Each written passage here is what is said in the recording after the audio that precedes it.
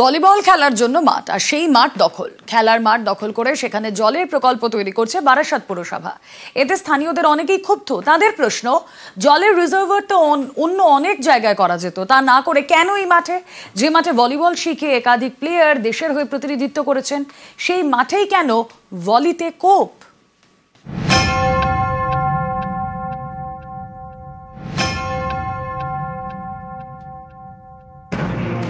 মাঠের গেট বন্ধ, তাই মাঠের বাইরে রাস্তাতেই চলছে ভলিবল প্র্যাকটিস।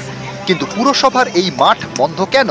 কারণ বারাসাত পুরসভা এই মাঠ নিজেদের দখলে নিয়েছে। এই মাঠে হবে প্রকল্প, তৈরি হবে জলের রিজার্ভার, তাই খেল খতম, ভলিবলে কোপ। কিছুদিন ধরে আমাদের মাঠে একটা কনস্ট্রাকশনের কাজ চলছে এমনি। এবার আমরা মাঠেও খেলছিলাম, কাজও চলছিল, সবই ঠিকঠাক চলছিল। গত রাত্রে এদের কাছে এমন একটা কথা আছে যাতে আমাদের খেলাটা বন্ধ হয়ে যায় এবং মাঠে তালা পড়ে যায়। আমরা চাইছি ওনারা যেরকম কাজটা করছে ওনারাও কাজটা করুক, এবং আমরা যেরকম খেলছিলাম সেভাবে আমাদের মাঠে খেলাটা যাতে বন্ধ না হয়। উত্তর 24 পরগনার বারাসাতের শেঠ পুকুর, এখানেই এই খেলার মাঠ। এই মাঠে ভলিবল শেখানো হয়। এখান থেকে ভলিবল শিখে অনেকে রাজ্য স্তরে খেলেছেন, এমনকি দেশের হয়ে প্রতিনিধিত্বও করেছেন। প্রায় 35 বছরের পুরনো ভলিবল প্রশিক্ষণ কেন্দ্র, সেখানেই এবার কোপ। সরকারি প্রকল্প হবে, তাই ভলিবল লাটে টিন দিয়ে মাঠ ঘিরে ফেলেছে বারাসাত পুরসভা, বন্ধ করে দিয়েছে মাঠের গেট। এতে ক্ষুব্ধ স্থানীয়দের অনেকেই। তাদের প্রশ্ন,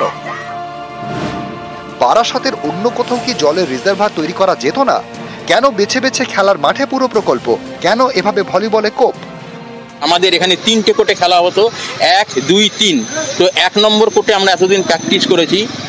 2 আর 3 নম্বর কোর্টে ওয়াটার রিজার্ভারের কাজ হচ্ছে, তাতে আমাদের খুব একটা হ্যাম্পার হচ্ছিল না। গতকাল আমরা যখন কলকাতাতে জিতে ফিরছি রাজ্য ভলিবল প্রতিযোগিতায়, এসে দেখলাম এখানে তালামারা। এখানকার যিনি অ্যাটেন্ডার সিকিউরিটি, তিনি বললেন যে পৌর প্রধান এসেছিলেন, তিনি এখানে আপনাদেরকে ঢুকতে বারণ করে দিয়েছে।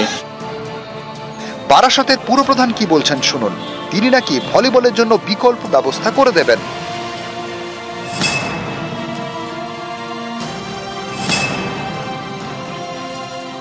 আমি ওদেরকে বারাসাতের দুটো মাঠের কথা বলি।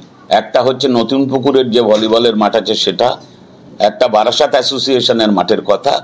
কিন্তু কমলবাবু দুটোতেই যেতে অস্বীকার করেন। তখন আমি ওকে বলি যে আপনি তাহলে পৌরসভাকে একটা চিঠি করুন, আমরা জেলা শাসকের কাছে দরবার করব। স্টেডিয়ামে ঢুকে বাঁ অংশর বিস্তীর্ণ অংশটা খালি আছে, কিন্তু আজ অবধি কমলবাবুর কাছ থেকে ওই বাচ্চাগুলোর প্র্যাকটিস করানোর জন্য কোনো আবেদন আমি পাইনি। পুরপ্রধানের এই কথা শুনে অনেকেরই প্রশ্ন, ভলিবলের জন্য বিকল্প মাঠ না খুঁজে জল প্রকল্পের জন্য বিকল্প জায়গা খুঁজতে অসুবিধা কোথায়? বারাসাত থেকে জিয়াউল আলম, নিউজ 18 বাংলা।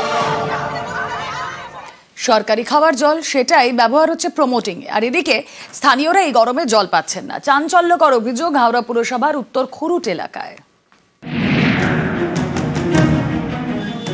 হাওড়া পুরসভার 24 নম্বর ওয়ার্ড পেট্রা থানা এলাকার উত্তর খুরুট, এখানে বহুতল তৈরির কাজ শুরু হয়েছে। প্রমোটিং এর এই কাজে ব্যবহার করা হচ্ছে পুরসভারই পরিশ্রুত পানীয় জল। হাওড়া পুরসভার অনেক এলাকায় খাবার জল পেতে সমস্যা, সেখানে এই উত্তর খুরুটে পুরসভার জল ব্যবহার হচ্ছে প্রমোটিং এ। এতে ক্ষুব্ধ স্থানীয়রা। পানীয় জল মানে আমরা খেতে পাচ্ছি না, আমরা পাচ্ছি না, উপরন্তু এরকম ভাবে জল, পানীয় জল নিয়ে এরকম হচ্ছে। বলতো পৌরসভায় জল দিচ্ছে, তাহলে কোথায় আমরা দাঁড়িয়ে আছি আজকে? পানীয় জল নিয়ে কেউ কাজ করে তো খাবার জল, এটা লোক খেতে পাচ্ছে না, জল আনতে কত কষ্ট হচ্ছে, আর এরা পানীয় জল নিয়ে এরা কাজ করছে। পৌরসভার জানা উচিত তো, কিন্তু এরা তো সবাই এরা সবকিছু করে রেখেই তো এরা কাজটা করবে, কিন্তু না করেই তো এটা করছে। স্থানীয়দের দাবি, উত্তর খুরুট এলাকায় কোনো পুকুর নেই। একটি উৎসবের নামে পুরসভা থেকে জল চাওয়া হয়, তারপর পুরসভার ট্যাঙ্কের জল ব্যবহার হচ্ছে প্রমোটিং এ। লেবার কাজ করছি, জল ছিল না তাই কাজ করছি, বোরিং এর কাজে না, খাচ্ছি, বোরিং হচ্ছে, সবকিছু হচ্ছে। প্রমোটার ঘনিষ্ঠ সঞ্জয় মাঝির দাবি, হাওড়া পুরসভা এলাকায় বহুতল নির্মাণে বেনিয়মই নাকি নিয়ম। এখানে তো G+2 এর বেশি প্ল্যান হওয়ার কথা না। G+3 G+4-5 হবে তখন বুঝুন। সিএ তো G+1 স্যাংশন পে 7 তলা বিল্ডিং হয়েছে। সব অবৈধ মানে কি আবার বৈধ? তো অবৈধ হবে মানে তো আগে তুমি তো বলেই দিলে, তাহলে অবৈধ হচ্ছে, আর কিছু করার নেই। অবৈধ হচ্ছে না। সরকারি পানীয় জল এভাবে অপচয় হচ্ছে। পেট্রা থানায় খবর দেন স্থানীয়রা। ঘটনাস্থলে পুলিশ পৌঁছতেই পালিয়ে যান নির্মাণ কর্মীরা। এরকম যদি কেউ করে থাকে এটা তো সম্পূর্ণ নিয়ম বহির্ভূত কাজ। মানে একজন দুজন যেই এর মধ্যে থাকুক না কেন, তাকে আমরা ইমিডিয়েট তার বিরুদ্ধে যা ডিসিপ্লিনারি মানে সব থেকে স্ট্রিক্টেস্ট যে ডিসিপ্লিনারি অ্যাকশন নেওয়া দরকার আমরা সেটা তার বিরুদ্ধে নেব যদি এরকম কেউ ঘটিয়ে দেয়। 24 নম্বর ওয়ার্ডে এখানে একটি বিল্ডিং হচ্ছে, যেই বিল্ডিং এ ব্যবহার করা হচ্ছে হাওড়া পুরসভার পানীয় জল। তবে এই বিল্ডিং এর বিরুদ্ধে বা বিল্ডিং যে মালিক তার বিরুদ্ধে কি পদক্ষেপ নেয় হাওড়া পুরসভা তা এখন সময়ের অপেক্ষা। ক্যামেরা রাজু ভুইয়ার সঙ্গে দেবাশিস চক্রবর্তী, নিউজ 18 বাংলা, হাওড়া। তৈরি হয়ে গিয়েছে রিজার্ভার, কিন্তু জলের পাইপলাইন বসাতে গড়িমসি। চাঞ্চল্যকর অভিযোগ ঠিকাদারের বিরুদ্ধে। আর এর জেরে কোচবিহারের মাথাভাঙার গ্রামে জলকষ্ট চরমে।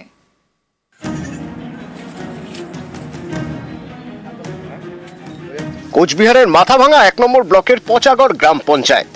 এখানকার ফকিরের কুঠি এলাকায় দীর্ঘদিন ধরে জলকষ্ট। এই সমস্যা মেটাতে উদ্যোগ নেয় প্রশাসন। বাড়ি বাড়ি কল পৌঁছে দেওয়ার জন্য বরাদ্দ করা হয় 3,25 লক্ষ টাকা। সেই কাজ শুরু হয়, তৈরি হয় রিজার্ভার।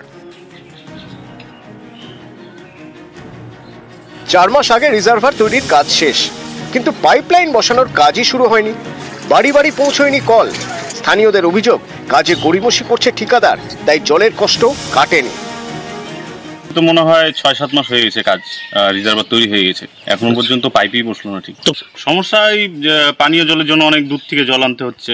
পাইপ টেস্টিং করে আমরা এজেন্সির পাইপটা এখানে নিয়ে আসে 30 থেকে 40 দিনের মধ্যে আমাদের যে হাউস কানেকশন সেইটা শুরু হয়ে যাবে। এই যতক্ষণ না আমরা জলটাকে রানিং করতে পারছি আমরা ড্রাই কানেকশনটা দিচ্ছি না। কোচবিহারের দিনহাটা, এখানে 4000 বাড়িতে খাবার জল পৌঁছে দিতে উদ্যোগ নিয়েছে পুরসভা। পুরো এলাকার বাসিন্দা, অনেকের বাড়িতে জলের কানেকশন নেই। জল আনতে কয়েক কিলোমিটার পথ যেতে হয়। এমনই 4000 পরিবারকে চিহ্নিত করেছে দিনহাটা পুরসভা। তাদের দাবি এই সব বাড়িতে বিনামূল্যে জলের কানেকশন দেওয়া হবে। এর জন্য খরচ হবে 35 কোটি টাকা। আগের যেগুলো পুরনো জলের লাইন ছিল সেগুলোকে নতুন করে সব লাইন বসানো হচ্ছে এবং আমরা এর আগেও 300 লাইন আমরা বিনামূল্যে দিয়েছি এবং এই মুহূর্তে অলরেডি 4500 লাইন আমরা বিনামূল্যে মানুষের বাড়ি বাড়িতে দেব এবং আমরা 100% বাড়িতে বিনা পয়সায় জলের কানেকশন এবং 100% বাড়িতেই যাতে জলের কানেকশন পৌঁছায় পৌরসভার সেই ব্যবস্থা করা হচ্ছে। খুব কষ্ট, বাচ্চা কুচ্চা নিয়ে জলের খুব সমস্যা। অনেক দূরে যাইতে লাগে, বোর্ডিং মাঠে আসতে লাগে জল নিতে, কিন্তু তাও জল ভালো না, মাঝে মাঝে ঘোলা জল বাড়ায়। কোচবিহার থেকে রাজেশ দাস এবং শুভঙ্কর সাহা, নিউজ 18 বাংলা। আর এদিকে ঝাড়গ্রামে দহিজুড়িতে জলকষ্ট, কল থেকে জল পড়ে না। নিউজ 18 বাংলা এই খবর দেখানোর পরই তৎপরতা, সারানো হলো জলের পাইপলাইন। ঝাড়গ্রামের বিনপুর 1 নম্বর ব্লকের দহিজুড়ি, এখানে প্রায় 3 বছর আগে জলের পাইপলাইন ফেটে বিপত্তি ঘটে। তখন থেকে জল কষ্ট, কল থেকে জল পড়ে না। এ খবর দেখায় নিউজ 18 বাংলা। এরপরেই পদক্ষেপ। দহিজুড়ি গ্রামে ময়দানে নামে প্রশাসন, ফেটে যাওয়া জলের পাইপ সারানো হয়। এখন কল খুললেই জল।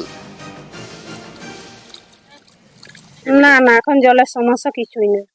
জল সময় মতো পাচ্ছে? হ্যাঁ, সময় মতন টাইম টেবিলে জল দিচ্ছে, সবাই করছে। জল সব সময় পড়ছে, জলের কষ্টটা নেই। হ্যাঁ, এখন জল পায়, দুবেলা দেয় আর কি। আগে বন্ধই ছিল? হ্যাঁ, এখন বন্ধ ছিল আগে, এখন এই রিসেন্ট মানে 2 মাস হলো দিচ্ছে। এখন সমস্যা আপনাদের সমাধান হয়েছে তাহলে? হ্যাঁ, হয়েছে।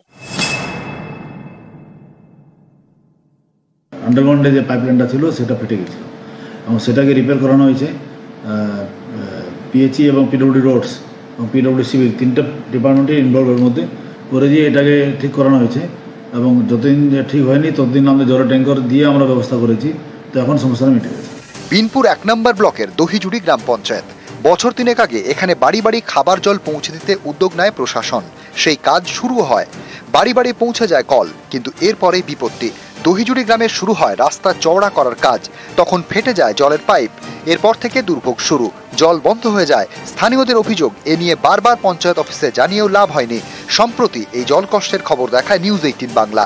এরপরেই পদক্ষেপ।